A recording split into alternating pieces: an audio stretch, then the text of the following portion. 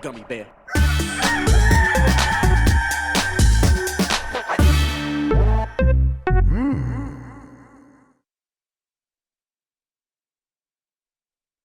It's the internet, you're busy, let's do this for January 30th, 2022. For the next hour or so, let me help you sort through the world of gaming on Game Mess Mornings Live with me, Jeff Grubb. Today, Sony and Microsoft are both beginning to talk seriously about the rest of their 2023, but first, please join me in welcoming today's co-host to Game Mess Mornings. It's #1 Gotham Knights influencer, Jordan Midler, everybody. Jordan, how are you doing? I'm doing pretty good, Jeff. How are you? I'm doing good. Show off the cans. Show us the cans. For God's sake. Okay. Just show everybody what's going on there. Yeah. Oh, is that Nightwing or Robin? Ooh, I think it's fucking Robin. Of all the people that you were going to get, I was like, give me Red Hood, because sure, I'd been to that. But at least because listen, the most manliest of DC superhero characters, Red Hood, of course. That's what you would want on there. Is this an ad? It is the opposite of an ad, because I didn't know they had a Gotham Knights thing on them until about 3 months after the game came out. So that tells you how observant I am. How you been doing? How you keeping up with 2023 so far? It was we were talking about before the show started, a lull, and then now the lull is officially over, in my opinion. Yeah, I was on that Fire Emblem grind, so my 2023 started in December when that came in. Which, I mean, shout out to Nintendo, had that game for a long ass time before it was time to actually review it, which was nice. I don't know what that's like. Sorry. Not here Nintendo jail. I do not know what that's like. Just stop saying bad things about them, Jeff. Oh, that's stop not gonna happen. Games that don't exist. And then Big Scullion did Dead Space, so I had a wee bit of a break. But now we're back. February is very much JJM's time to shine. So yeah, it's video games. Honestly, I was super bored when nothing was happening, so I'm quite happy for it to be back. Right. It's picking up in terms of game releases. It seems like the news is going to kind of hop pretty swiftly along here as we go from now until E3. Yep. And who knows what's going to happen for the rest of the year after that, but we're in it here. The games are here. I'm happy to talk about them. What like after Fire Emblem, like what have you been playing? You've been did you pick like one of the games? Because I've been kind of hopping between Hi-Fi Rush and going back to Fire Emblem. Those have been my primary two, but I played a little bit of Dead Space and then Mike Tyson's Punch-Out. I've been playing that too. But so this won't help my reputation with Xbox fans, but I actually completely forgot that I reviewed Hi-Fi Rush. I played through Hi-Fi Rush. You trashed that game, right, in your review, right? Yeah 4 stars out of 50. But yeah, I played like as soon as the Xbox showcase thing was over, I was like refreshing the terrible Microsoft store over and over again to get it downloaded, and like spammed through it in like 2 days. Thought it was great. Have a code for Forspoken, and I have it downloaded, but I've not played it. VGC was famously not provided a review code for Forspoken. Make of that what you will. Yep. Which is a real shame, because that would have been from the looks of it and from what I've seen, it would have been a real Jordan Midler 2-star banger. But alas, honestly, I've just been playing FIFA. I'm sorry. Yeah. I mean, I don't more contemporary games to talk. I think we accepted your apology on this last time. I don't know if we can accept it this time. I think there's a apology exception rule. So good. It's, oh my God, you're disgusting. You disgust me. Let's get into this mess. But before we do, let's explain what we do here. Most weekdays, I, Jeff Grubb, will help piece your gaming life back together. That includes breaking news and maybe some of our own original reporting. For all these topics, I'll get the input of a bona fide expert who will make me look smart. If you are watching live on Twitch, welcome. You can always listen to the show later on podcast feeds by searching for Game Mess Mornings, or find the RSS on giantbomb.com. You can also catch the show later with timestamps and chapters on YouTube. Hello, YouTube. Okay, we have a lot to get into, so let's start the morning mess with Walmart and other retailers have started listing Advance Wars Reboot Camp again. This comes from My Nintendo News. Walmart, Best Buy, Amazon Canada, and Electronic Boutique Games have started relisting the long-delayed Advance Wars 1+2 Reboot Camp. The collection was originally meant to be released on the Nintendo Switch family of systems back in December 2021, but the game was pushed back indefinitely due to the Russian military invasion of Ukraine, because video games are weird. Advance Wars 1+2 Reboot Camp has reappeared on numerous retail sites worldwide, sparking debate that Nintendo is ready to commit to a firm release date for the collection. Advance Wars 1+2 Reboot Camp is a joint project between WayForward and Nintendo. It's been finished for a long time, Jordan. It's not like one of those situations where Nintendo finishes a game, doesn't announce it even, and then holds on to it for a very long time, which is what happened with the most recent Fire Emblem. Fire Emblem Engage was finished for a year, I think, before it was announced, let alone released. This was a situation where it was finished maybe for a little bit. They announced it, and then they had to undo that because of world events. It does feel like this is happening now, right? We almost certainly have a direct coming up in early February. That's what I'm hearing. That's right in line with when it always happens. So no surprise. I'm not trying to be like, oh, I've heard this. Everyone, big scoop. Everyone knows one's probably coming soon. I think it might be there. I think there's a chance this game does actually also just get announced in a tweet and they just send it off so that they don't highlight that they're releasing it. But they did, promote GoldenEye, and that was another one that had Russian imagery. So I think these things are probably happening, right? Yeah, I would imagine that the direct maybe ends with in fact, I think the direct would actually end with Zelda because they have to spin more Zelda stuff up because that is coming soon. Yes, it's time. Yeah, it'd be so easy for them to just be like, and you can play it once our show concludes today, and that's it. I think so. It's weird though because there's because I wrote about this. There was that person who pre-ordered it for the original release date and then took their system offline and got to play through the game. Like it's the weirdest. It's the weirdest situation ever. Yeah, it'd be cool for that game to come out. And this direct, let's speculate. Let's do a bit of speculation. Let's set gaming leaks and rumors on fire. They've got to start talking about Zelda, properly talking about Zelda. And I think that this would probably be the time to do it because they've got nothing else to talk about. Unless they have some of these on-the-shelf games, the legendary on-the-shelf games that are finished and ready to go. Yeah, we don't have to talk about those. Yeah. My hair still hurts when we talk about those. What are you feeling for it? I still think that Metroid Prime remaster is going to come. I think. Please, the word is I think at this point still. Ring the bell. Ring the bell. Yeah. But we'll see. I mean, honestly, it was supposed to come out over the holidays. It didn't. It was weird. It probably just they wanted to shift things around a little bit, whatever. But then stuff like people keep asking about the Zelda, double pack, the HD remasters from the Wii U. I still just struggle to. I mean, other than they've moved around Tears of the Kingdom so much that it's okay. How do we slot in these other games so that it fits in with our marketing for that? And that's caused problems. So they just keep holding on to it. I mean, that makes some sense, but it's like you should have just pulled the Band-Aid off by now. Skyward Sword was a while ago at this point, right? More than a year. I can never remember when that actually hit the Switch. It would have, so just put out the 2-pack. They haven't, so maybe they're not going to. I have no idea. They could more at specifically date Pikmin 4. There's a handful of things that they could talk about, but you're right. I mean, it's Zelda time. It's time for that game to take center stage, and I would expect, unless they are planning some game-specific direct, which they do sometimes. Usually, though, they do that in addition to talking about it in a bigger direct with other games. Yeah. And then they're like, okay, and now we're a couple weeks before the game's going to come out, we do a game-specific direct. That could still happen. I still think now is the time to start talking about it. The game's coming in May. Yeah, according to the someone that was posting on Family Boards on Twitter or something, both Advance Wars and Tears of the Kingdom got their eShop pages updated in Canada in a way that suggests pre-orders are going to happen. So yes, that's right. That's where probably time to rumble. We talked about that last week. So now there's 2 points of sort of news when it comes to Advance Wars. That thing was updated, and these stores are beginning to take pre-orders again. You think the messaging there from Nintendo is like, "Hey, just get ready for this. It's going to happen," and it's probably that's why they're doing it. In the background, just talking to the stores, just say, get ready, because it's going to happen very quickly. That sounds right. I've not been following the marketing for Tears of the Kingdom. Is there a big fancy collector's edition announced, or is that something they've still to talk about? They leaked a version of the Switch with the art on it leaked. Yeah. Yes. And like a collector's edition with the sword or whatever it would come with. I think they're probably just going to do the special edition system. It might come with other stuff, but that'll be their stuff. And then I honestly, you're right. There could be a special edition for the game because the game probably won't come with that system. They didn't do that with Animal Crossing. They haven't done that recently. Not with Pokemon either. Yeah, the only thing they really just do is they sell Mario Kart with the system, and then you got to go buy any other game you want separately, which, it's been working for them, whatever.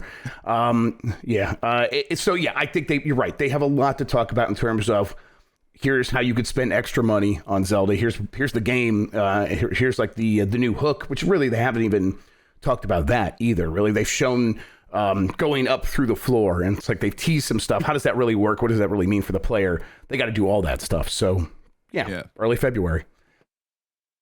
Okay. How long now?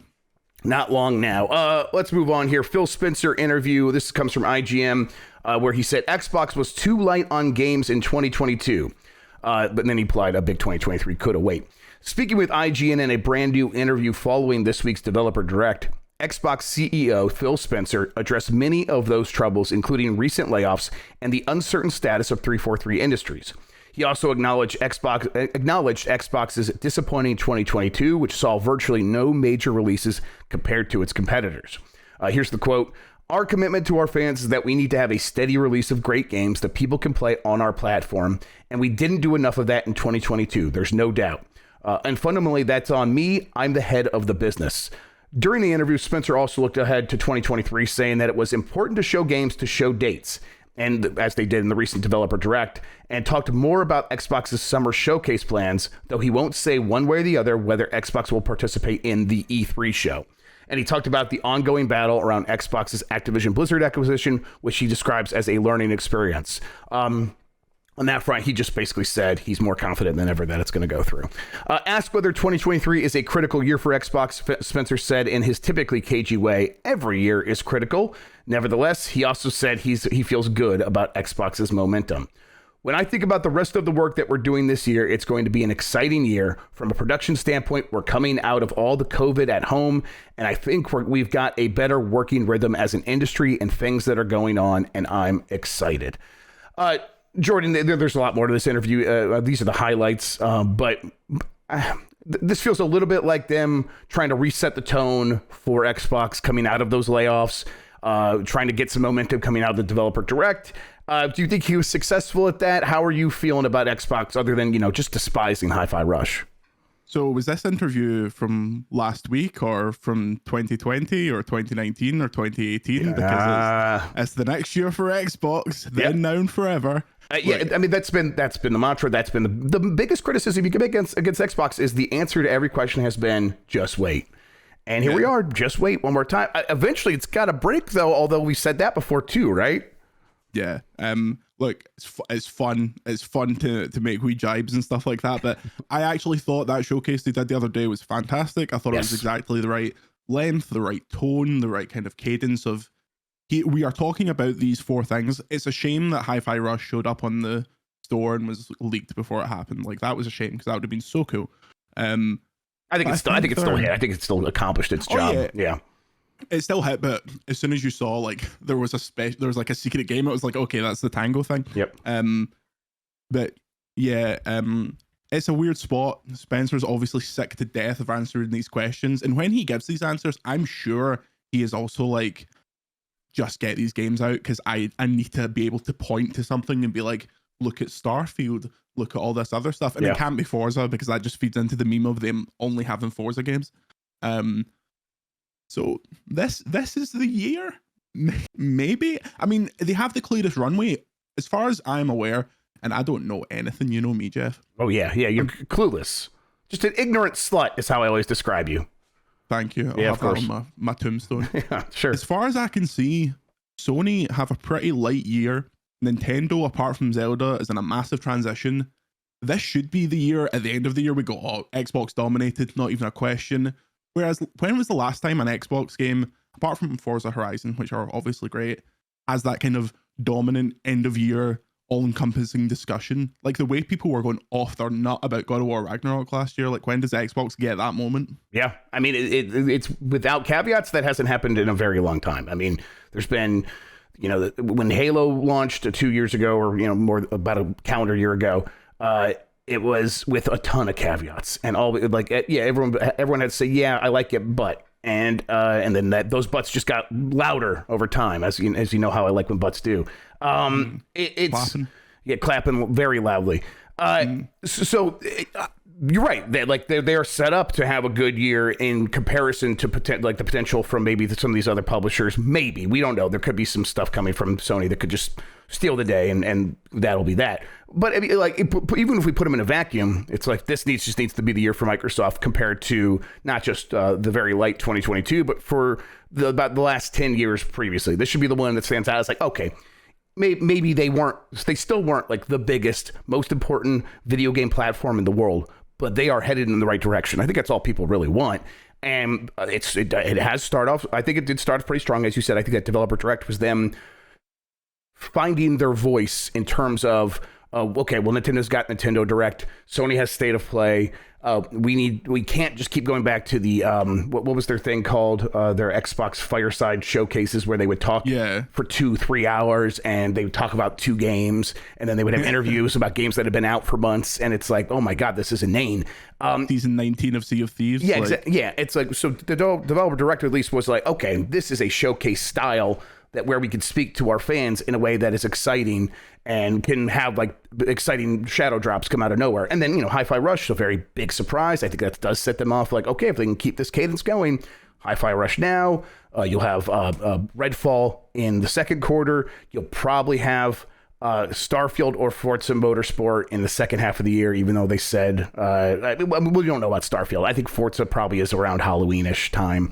We'll see. But it's like, okay, that's like one big game per quarter on average, which is what they said they were always trying to get to. And I think if they accomplish that this year, that's pretty good. And that's not even counting anything that might get announced still, or things that might get dates, or E3 that might come along and have a big holiday game or 2 announced. So I think they're pretty well set up, but still it all comes down to execution. And it's hard to have a ton of faith in Microsoft after the most recent reports out of 343, where it is, hey, the management screwed this up, and we had some good stuff going, but they never knew what they wanted, and now here we are. And so, well, are they going to do that across the board? And I'm like, well, Hi-Fi Rush was something that did start before Microsoft made the acquisition of Bethesda, but it did seem to fit into their model really well, and they seem to give it the best chance to succeed. Same with Pentiment, same with Grounded. It's okay, they've got that level of game figured out. It's just, okay, the biggest games, the ones that have the biggest budgets, probably the ones that do get the most attention from Microsoft management. Is that stuff going to be okay? That's the games on the side of a bus kind of stuff. Exactly. The ones that show up in the middle of football matches. The ones that we call bus games here on Game Us Mornings. Yes, the bus games are the ones that are going to be able, I think I'm able to pull that off. Big unanswered question. We don't know. We're still waiting. And as soon as they get through this slate of stuff, they then have the massive headache of the long-term stuff like Perfect Dark and Fable, which don't sound like they're going well at all. I mean, they're up and down. Who knows? Yes. Yeah. Although they've still got Obsidian. Obsidian can't miss.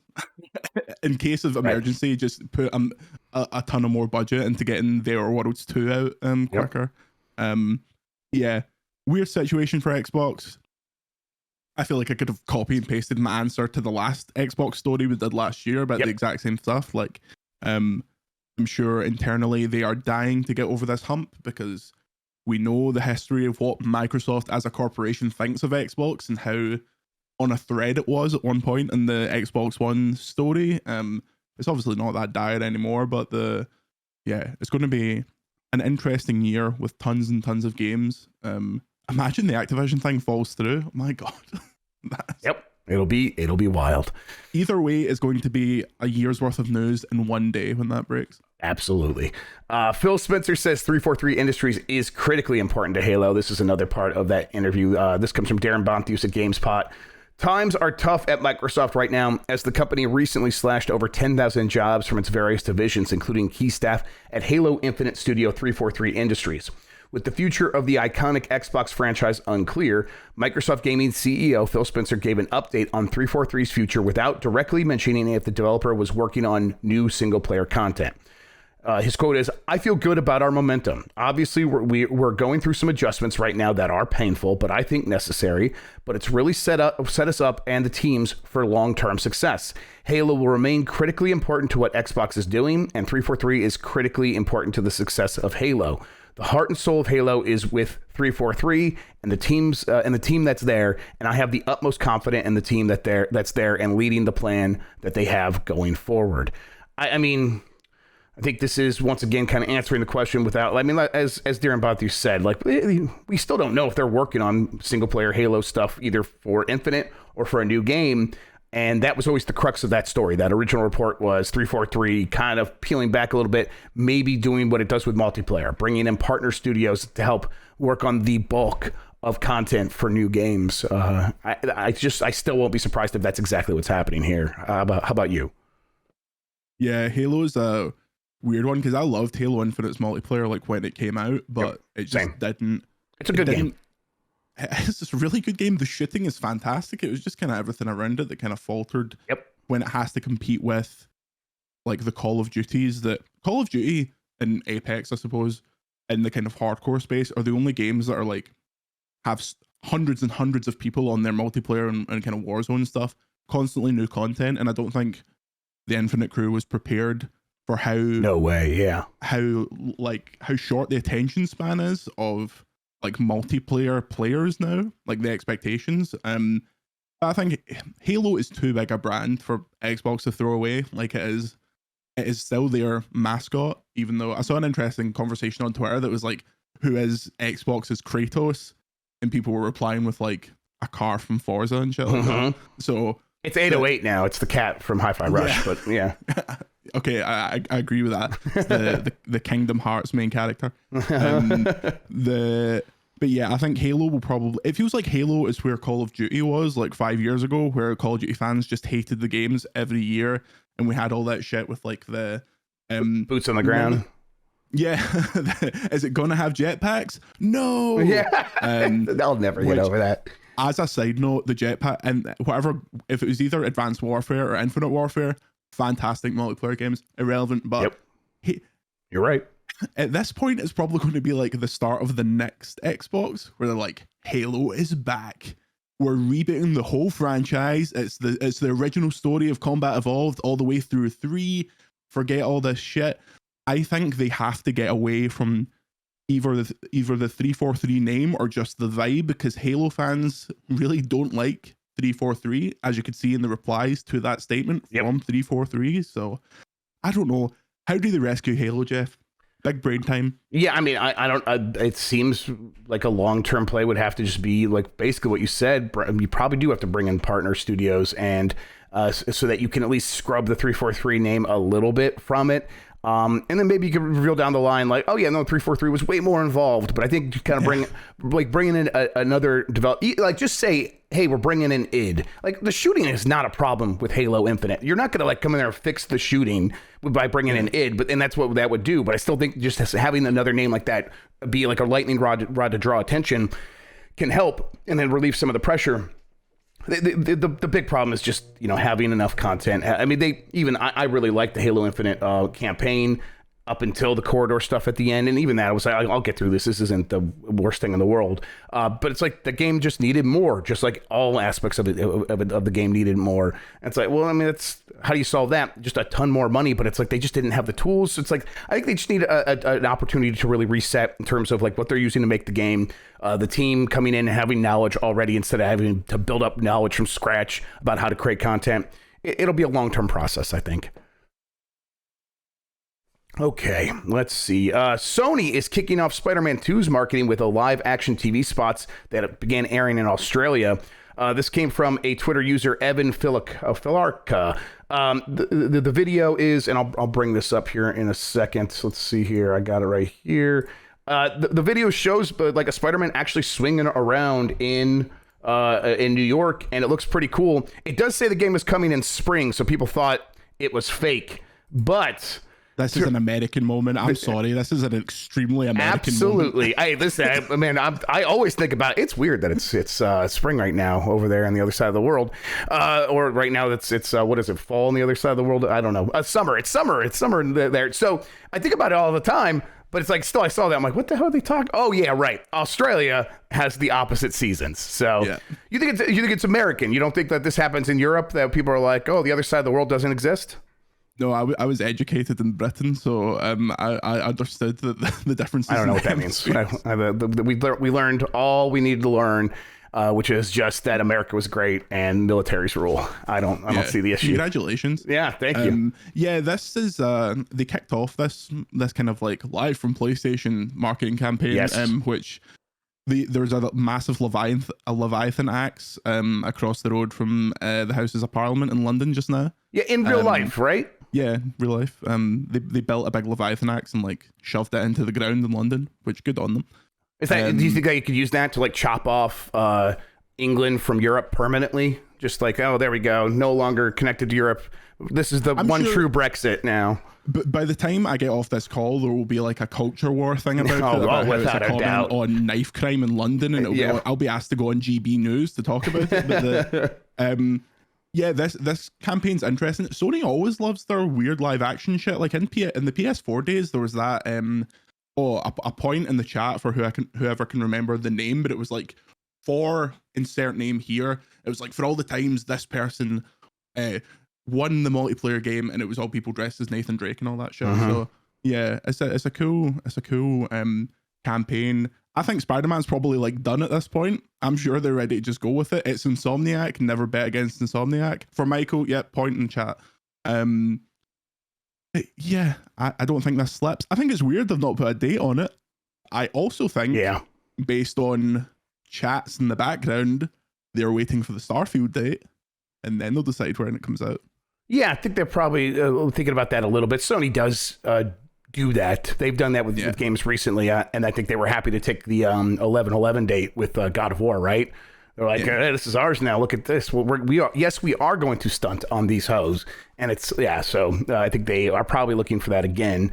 But it is early, like it's compared to like, especially in today's climate from publishers where they like to wait to the last minute on everything. Nothing. I mean, we're getting big shadow drops, and these games are selling really well. We'll actually circle back to Hi-Fi Rush here in a second about that, where it's like, hey, so you don't really need to have a long extended campaign. So I'm almost a little bit surprised. Like, hey, no, they're out talking about Spider-Man now. It's Insomniac. Yeah. Obviously, this game is not obviously. It seems like it's not going to slip. Insomniac just kind of doesn't miss.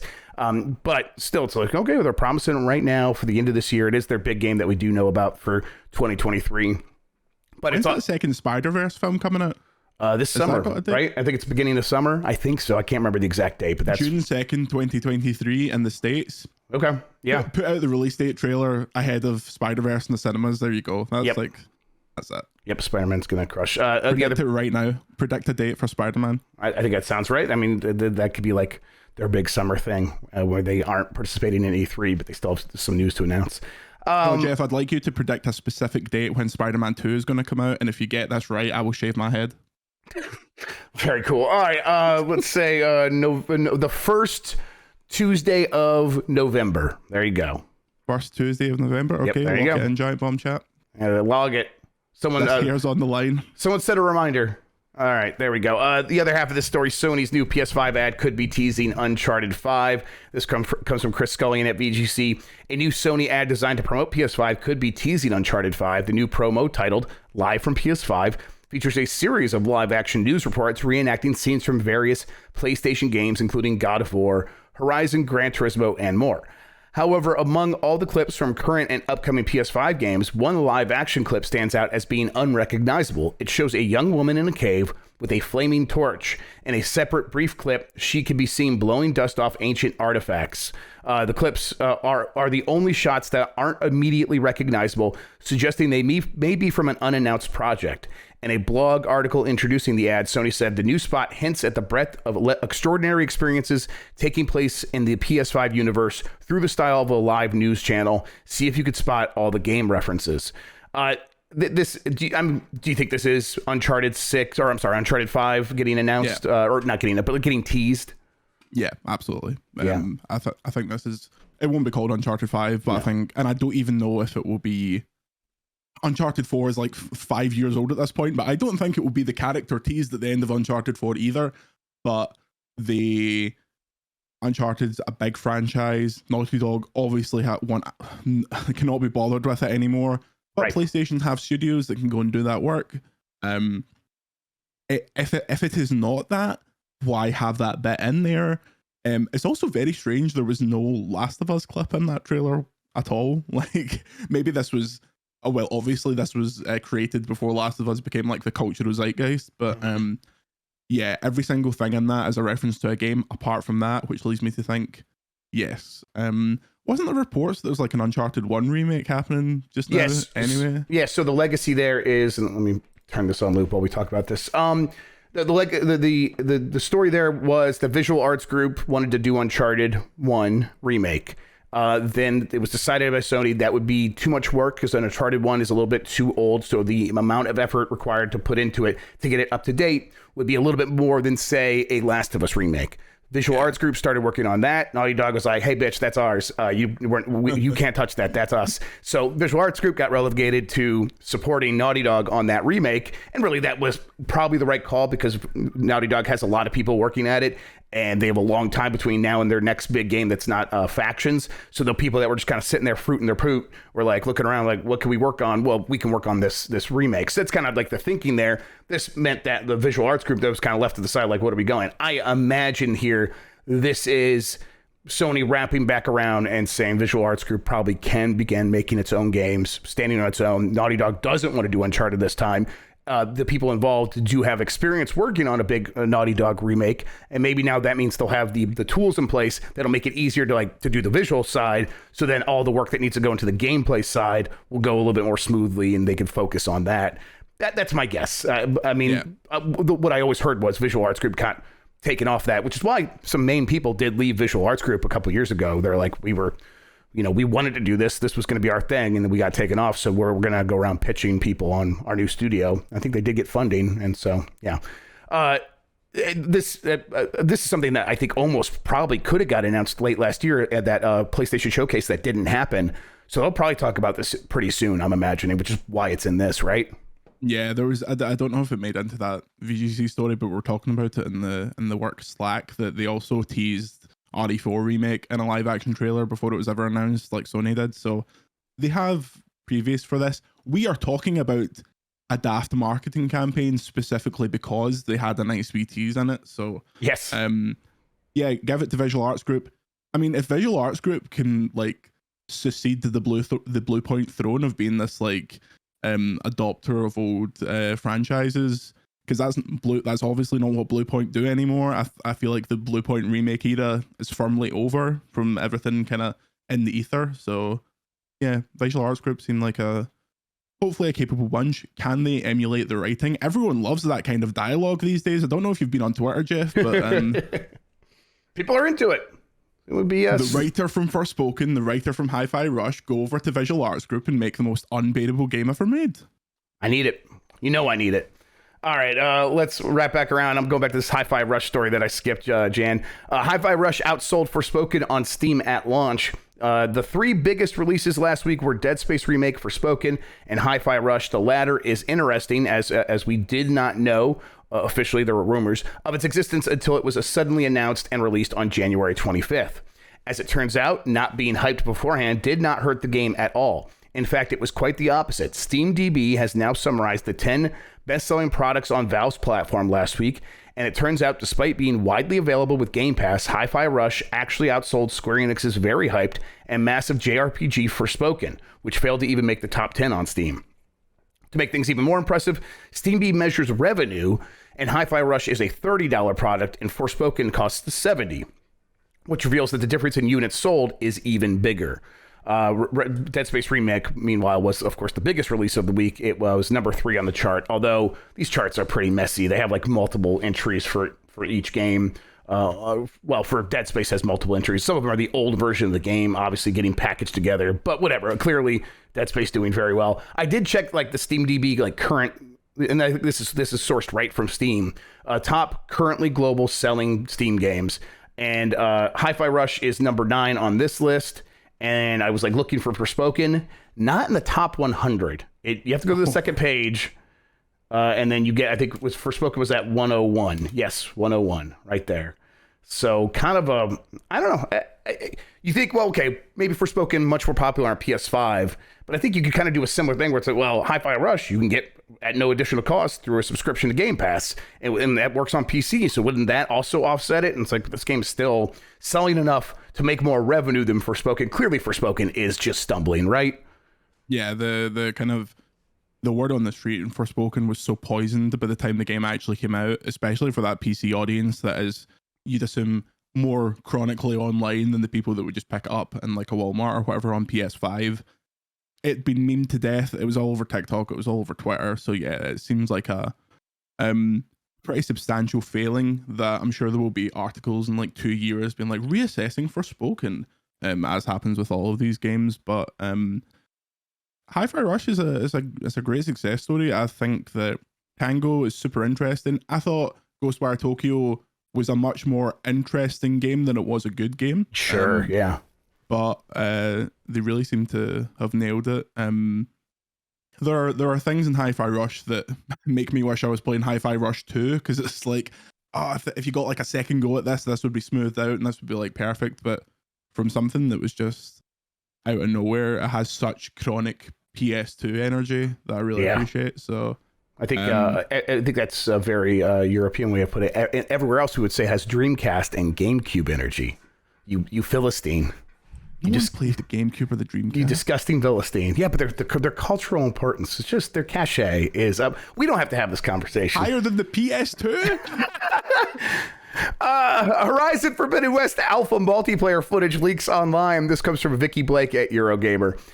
In-game footage reportedly taken from Guerrilla's upcoming Horizon Forbidden West co-op mode has leaked online. After Guerrilla's recruitment-focused Twitter feed, we already knew that the studio's co-op dreams were still alive, with the company actively hiring for an internally developed separate online project in the Horizon universe, that will focus on a new cast of characters and a unique stylized look, and allow friends to explore the majestic wilds of Horizon together. Now it seems that the stylized look is available for all to see thanks to leaked footage allegedly taken from a Horizon Forbidden West alpha multiplayer. Stylized is one way to put it. This is definitely early. Apparently this footage comes from summer 2020, and it's just they're clearly going for something specific, but also they are probably just testing things out gameplay wise. Like, this is probably not what the final character is going to look like. Looks like about a Facebook metaverse or whatever. I don't know. But yeah, it would be a real departure to go from a game that looks fantastic to something that's like very kind of basic. But yeah, they've had co-op ambitions for a long ass time. VGC has been told multiple times that co-op was very much intended for the first game and it just never came to pass, and then it was intended for the second game, never came to pass. So they are charged up and ready to go for this. It's something that other studios are doing too, right? Ghost of Tsushima eventually got its co-op multiplayer mode. This is something that Sony probably wants across the board. Yeah. So yeah, interested to see this. I wonder if this will mean that Prime Guerrilla is just on the third main game, because if this game comes out and it's a big hit, they don't want to do what ended up happening with Apex when it was like a game in the Titanfall universe. We're not making any more Titanfall games, but by the way, that's a massive game. It's in the Titanfall universe. Where are they going to position these multiplayer projects price wise, do you think, Sony? $100 a game? Or I mean, right. I mean, it's Sony, so it's like kind of hard to predict. Some of them have got to just be straight up free to play, cross-play, PlayStation, PC. Some of them do. I think most of them probably still come with a premium price and then maybe included with PlayStation Plus, right? That's probably how they do it. What is that premium price? $40 to $70. Let's narrow down. What do you think Factions is going to cost? It has The Last of Us on it. Yes, it does. It gives them a lot of leeway to charge whatever the fuck they want. I think for they will it, take that leeway right now.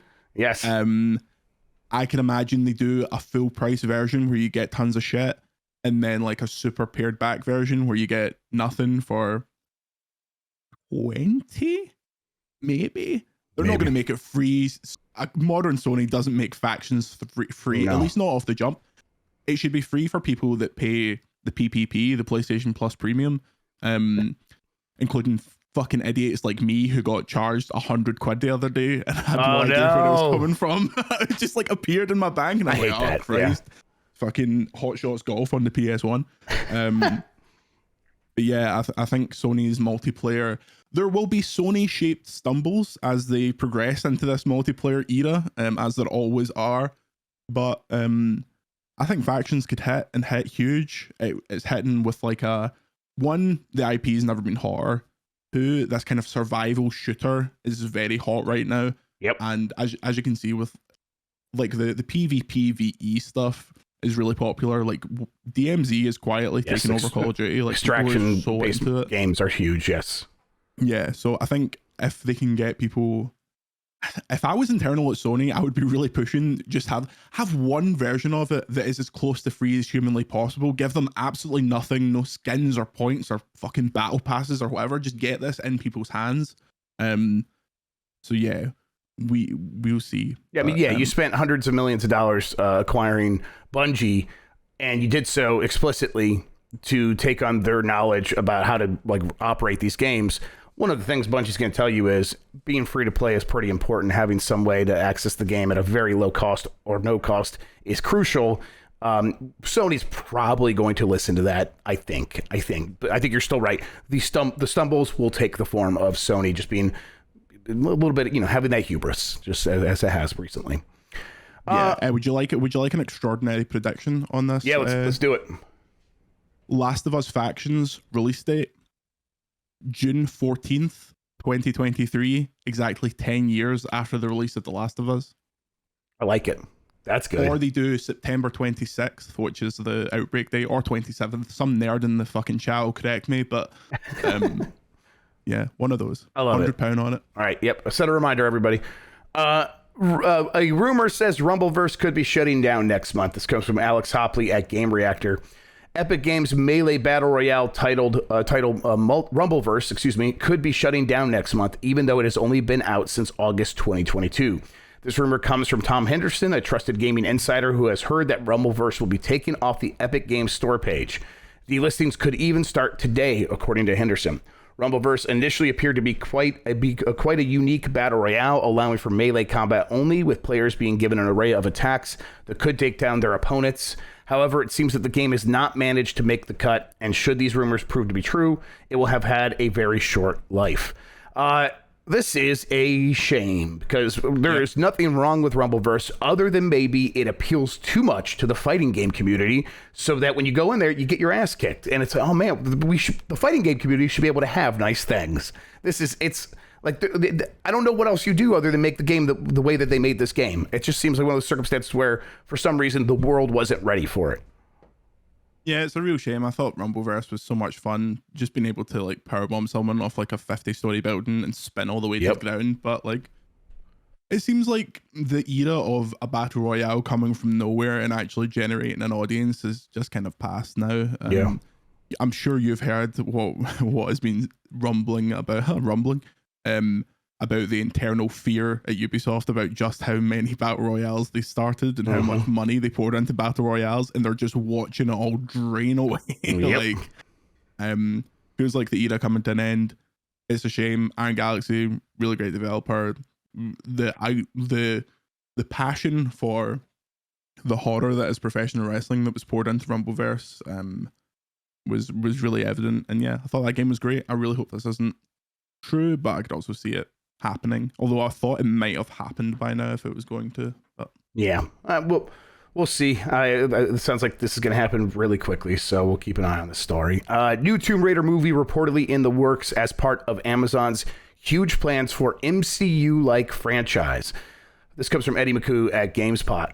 Amazon is reportedly planning a Marvel-style Tomb Raider universe that will span video games, TV, and film. According to The Hollywood Reporter, Amazon, which is publishing the next Tomb Raider game and has a new TV series in the works from Phoebe Waller-Bridge, is also making a new Tomb Raider movie. The report said Amazon is attempting to create a connected world of Tomb Raider with the games, TV series, and film tied together. Sources told the Hollywood Reporter that Amazon is working with DJ2 Entertainment on the film and the upcoming TV series. This is apparently a gigantic deal, with a source telling the Hollywood Reporter that Amazon's investment into the reported Tomb Raider connected universe would be among Amazon's largest commitments after The Lord of the Rings. Amazon is reported to have spent $250 million on the rights alone for The Lord of the Rings, which is used to create the TV series The Rings of Power. They spent like $1 billion making the Lord of the Rings stuff. So yeah, that's pretty huge. I get it. I get why they're doing this. But is Tomb Raider still this big? I was going to ask you the exact same question. Yeah. Like, what is the cultural cachet of Tomb Raider in 2023? Like, it's not the fucking early 2000s anymore. She's not on Lucasade bottles. Was that a US thing? That might just be a UK thing. But we got the swimsuit issues with her in it. That's what we got. We got that too on like FHM and Nuts and all that. Yeah, stuff. Maxim. Yeah, absolutely. Yeah, classic. Lad Mags, as your people would call it. Yeah, Lad Mags. You're a lad, Jeff. I've always thought that. Hey, likewise, lad. I appreciate it. This is strange. Phoebe Waller-Bridge is a strange choice. Like, I mean, I love the stuff she does. I think she's incredibly talented. But a Tomb Raider project. You know, she's in the new Indiana Jones. Maybe there's a side of her that we're not appreciating in terms of being able to pull off like an action adventure sort of thing.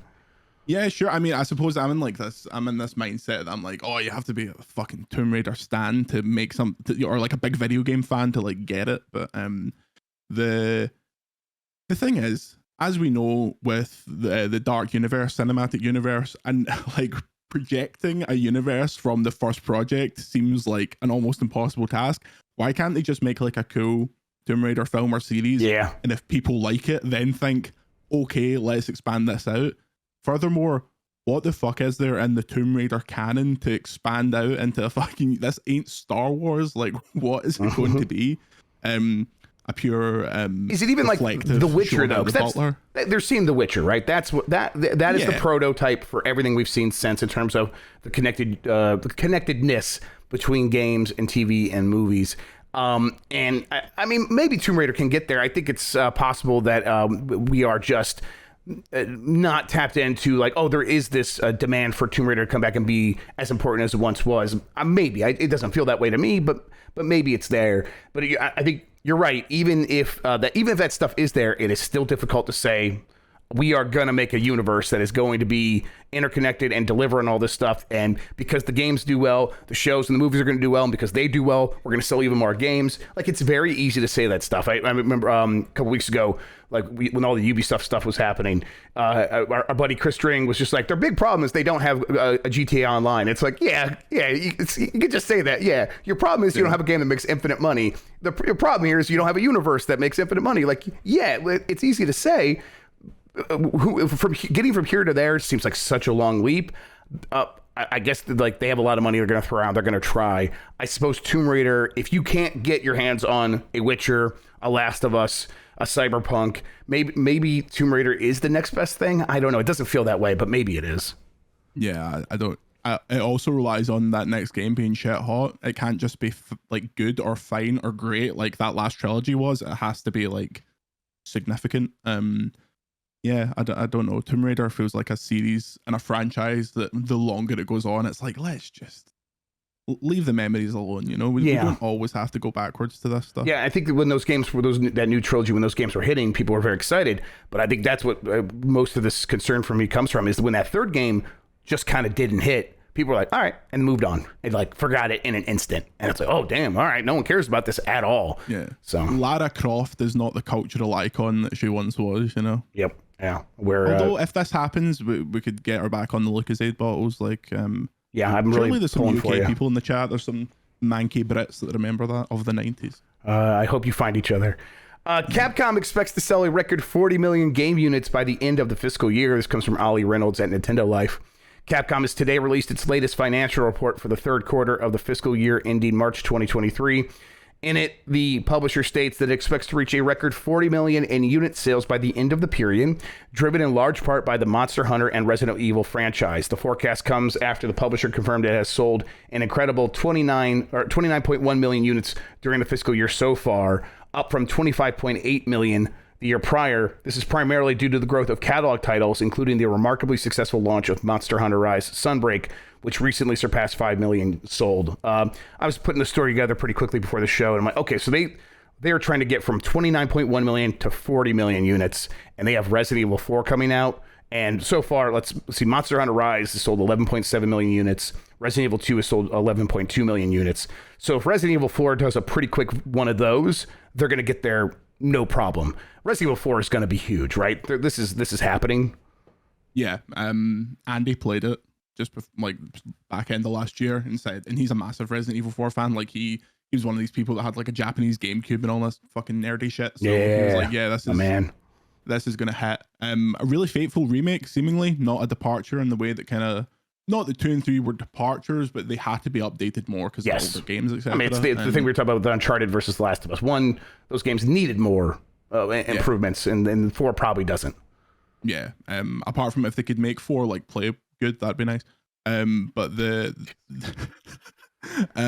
yeah, this is going to be significant.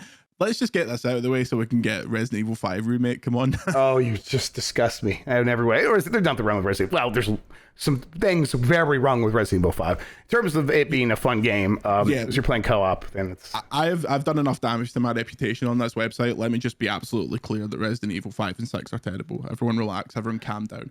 But yeah, I think this game is going to absolutely bang, and I think it's going to come out to like ridiculously good reviews because it looks really nice, and you're going to get all these old heads that reviewed the game on the GameCube just being like, yes, the mid 2000s are back, baby. Yes. The golden years, the good times of my life are back. Back when you were in like your mid 40s. So that, exactly. Yeah, hey, I was free, man. Yes, absolutely. Yeah. Hair down to your ass, living the dream. Walk up the steps without groaning. Absolutely. All right, Nintendo's next Kirby remaster could have an extra chapter, according to a leaked box. This comes from Andy Robinson over at VGC. Nintendo upcoming Kirby remaster could include an additional chapter. That's according to an image claiming to show the box art for Kirby's Return to Dreamland Deluxe, the upcoming Wii remaster for Nintendo Switch. The images show a back of the box call out for Magalore Epilogue, which it describes as an extra quest after the ending. Kirby's Return to Dreamland Deluxe will release on February 24th, 2023, featuring local multiplayer for up to 4 players on the same console. This is big news in my household. Big Kirby fans. I introduced my kids to Smash Brothers because because Kirby's like the star of Smash Brothers Ultimate, and so and they last night discovered you could have 8 people playing at the same time. So they were both playing as Kirby, and then they had 6 other Kirbys, and every time the game showed all 8 Kirbys, oh, we're about to start the match, here's the profile pictures for all 8 Kirbys, the kids would just scream and laugh as loud as they ever have, and it was just excellent. It was like a rock concert for them. And so we're pretty excited about this, and having even more, I'm there for it. There's been a lot of Kirby though. There's been 3 games in the last 12 months once this game hits. I'm not complaining. We're using it over here, but Kirby seems to be a star for them. Usually the issue is like Nintendo fucking forgets these characters for 15 years and then puts out a Metroid Dread, so the more the merrier, like, get on with it. Yeah, it feels like they did forget for a little bit, and they're like, oh man, suddenly we have like 3 games all over. All right, let's just release them all at once. Oops, all Kirby's now. Exactly, that's where we are. New Mario movie trailer reveals Seth Rogen's DK voice and Cat Mario. This comes from Demi Williams at GameSpot. Illumination has shared a brand new, that's how I wrote it in here, or maybe you changed it, I don't know. Illumination has shared a brand new look at the Super Mario Brothers movie, which reveals the first look at Donkey Kong and Cat Mario. The 30-second teaser features a scene from the movie where Mario, voiced by Chris Pratt, and Donkey Kong, which is voiced by Seth Rogen, face off against each other in an arena on what could be Donkey Kong Island. Have you heard this? Have you seen this? No. Is it just Seth Rogen? Is it just doing Seth Rogen? It's just Seth Rogen. Let me. I think Chat can hear it. Let me bring it up for them, and I'll bring it up for you if you don't hear it. Do you hear it?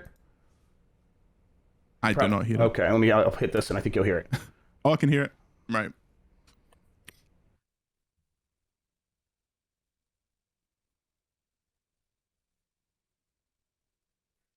I see that in the cat suit.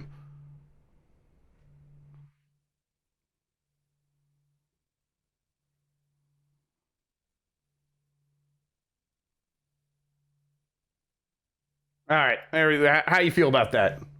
No. You're all right. You can keep that. Yeah, I don't know. I kind of wish they would try voices. I don't know. Listen, I like Seth Rogen. This is fine. It's still, most of the other actors here could just do their normal voices, and it's definitely better than Chris Pratt just doing his voice for Mario. Whatever. But I don't know. Just I'm a little bit bummed. I'll get over it once the movie starts. I've said this every time I begin complaining about this movie. Once it starts and it's in front of me, whatever. But like in these little Pepsi challenge moments, it's like I'd rather you just try a little bit, do something else. But can you give us a quick Seth Rogen impression? No, that's the best I can do. Yeah, just laugh like you're stoned, right? Get in here and you can just talk. Yeah, exactly. Let's get Backler on the line. I'm gonna call him. One of those, Yeah, that's my Seth. that is pretty good. All right, let's get to these polls. I think this is the one I asked last time.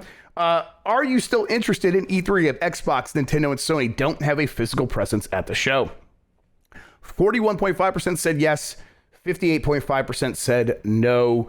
I think this is like a fair response. Most people are probably going to be like, oh yeah, I only cared about the press conferences anyhow. I actually don't care if it's E3 or not. I think this is maybe a sign that E3 is losing a little bit of its cachet after such a pretty successful summer game fest from Jeff Keighley last year. Where it's like people would just call everything that happened in the summer E3 no matter what. And now it's like, well, I guess we don't, if E3 happens, if it doesn't, whatever, as long as we keep getting showcases, and Jeff Keighley seems to have it, or the companies are just doing it on their own, which does seem to be what's happening this summer. How are you feeling about the summer showcases and all that? Well, I mean, based on how expensive it would be to get from Glasgow to LA and stay there for more than 30 seconds, not to bully, to be honest. Sure, but sure. I expect that none of the platform holders will be part of E3 TM. I expect two of them to say something around then, and I expect Sony to do whatever the fuck it wants. Yes, exactly. That's exactly what I think. Continues to disconnect itself from every tendril of the video game industry it can. Microsoft will have a show in the E3 fugue that serves as their E3 show. I think Keighley's show will probably be pretty good. It's always just getting a bit spread out. As long as it is 1 week in subsequent days, if I have to stay up till like fucking 5 a.m. writing news across like a 10-day period, I'll be handing in my gun and my badge. So yes, it's got to be like, we're talking 8-9 days on the outside. It's like that's where like, and like, those first days are, there's just Ubisoft or something like that, and we can get on with our lives. But it does feel like it's probably going to still spread out again. It sounds like that's just going to be the way it goes from now on, because E3 is just not going to be able to bring everyone under one roof. Now, a lot of publishers are still going to be there at E3 itself, so we'll see. But people show up for those big platform holder showcases. It's never going to be the glory days ever again. If they were ever actually that glorious, they were super fun from the outside, and I'm sure from the war stories, it was fun. But the idea of like it starts on Friday and then by Monday you've seen 6 press conferences and all the games that are announced, never again. Like it just doesn't make sense, because games get completely fucking lost in the shuffle. So I argue it's like bringing everyone's attention together at one moment can also make games get more attention than they would otherwise. Like, yeah, some things get lost, but I think some things get the shine on them a little bit, because like, oh, you were part of E3, like you're a big important game. But I like have fun arguing that to Jim Ryan, who's trying to save a buck. He'll be like, I don't care. We can get attention on any game we want whenever we want. So, okay. Good news for you. He's actually right here to talk to you about. Oh yeah. How'd that work out for Forspoken? Is what I would ask him. But whatever. Hi, Jimmy. We're not attending E3 this You got to year. stop texting me, buddy. You got to stop texting me. I'm sorry. Okay, I'm busy. All right, I have another poll to come up, but I'm gonna write that right now. While I do, Jordan, why don't you tell people where they can find you, what's going on with you, all that good stuff. So we're just gonna talk about the Royal Rumble for like half an hour then? Yeah, let's do it. Hit it. What'd you think? That was good, right? It really fucking was. I think it was ridiculous for Cody's return to be announced and for him to win. You do one or and the to come other. in at 30. Like it's like all that. Like yes, they listen. The Rumble itself was predictable. It wasn't perfect. I thought the wrestling was pretty good. I still like Cody, so I was happy he won. But it's just it was weird. Asuka coming out with the Kana makeup, fantastic. Yep. Nia Jax returning with a botched 30th entrance, very appropriate. Yep. I like the bits in the show where it was just big guys in the ring slapping meat. When Brock Lesnar, Drew McIntyre, and Sheamus were in there, I could have watched them fight for 40 years. I would also like to ask in the chat why every time I say the letter 6, they all say sex over and over and over again. No reason. I think it's coincidence. They're talking about something else. Sex. Sex. Definitely. This is the problem with there being I mean, Giant Bomb historians will know this. Has there been more than like 3 Scottish people on this website in the website's history? You're just not used I really to thought you were going to say this is the problem with there being Scottish people. And I was like, man, don't be so hard on yourself. Jeez. Look, we've got real problems. Once we get independence, we'll talk about it. We'll sort the accent out after that. The loophole. Do you find the idea of a Tomb Raider game / movie / TV universe exciting? We will talk about that on Wednesday. In the meantime, we got more coming up on Giant Bomb. Tune in to the Bombcast tomorrow. I think it'll be your normal crew, Bacalar, me, Jan. I think we might have Mike Minotti come on there. I want to talk to him about some video games, so look out for that. And then, we'll have more stuff. I'm going to a meeting right now to actually figure out what's happening for the rest of this week. But we'll have stuff like Grubber Lang. We'll see if there's a JJ. We'll see if stuff like that. So keep an eye out. We'll get the schedule up. Look out for that. In the meantime, Jordan, thank you so much for talking with me today about video games. I really appreciate it. You're quite welcome, mate. I should probably say go to VGC while I'm here. if I just did that entire show and didn't mention VGC, the first for news that Jeff will botch on the show the next day. That's right. You look out for it. Listen, I promise that I will mess it up for you. This Demo Derby. That's right. Demo Derby should be going live any minute now. It'll be going up today. We got that recorded in the bag, so that's going to be happening. Look out. It was a lot of fun, that Demo Derby. There was a lot of stuff on that demo disc. We started I'm so glad it's back. Do you remember a game called Primal? No, I do not. It is a first-party PlayStation game, and this almost feels like the beginning of an era for them, where it's a big, expensive, important first-party PlayStation game. And it looks kind of like trash. It's like if 4 out of 10. Yeah, it looks like if Godsmack became a video game, and you'll see that in the over and over. And then, but yeah, he played it for a little bit, and it just looked like real slow and sluggish. Like they over animated everything like a big expensive PlayStation game. Check it out. It's a really cool time. That'll be up on the site today. That's right. That's what we're gonna do. We are going to we're gonna debut it here. He says, we might go down for a second, but we're going to go right into it. We're just going to debut it live, and then it'll be on the site as well. So look out for that. All right, everybody. Thank you for watching. Thank you for listening. You're the best audience in gaming. Until next time, have a good one.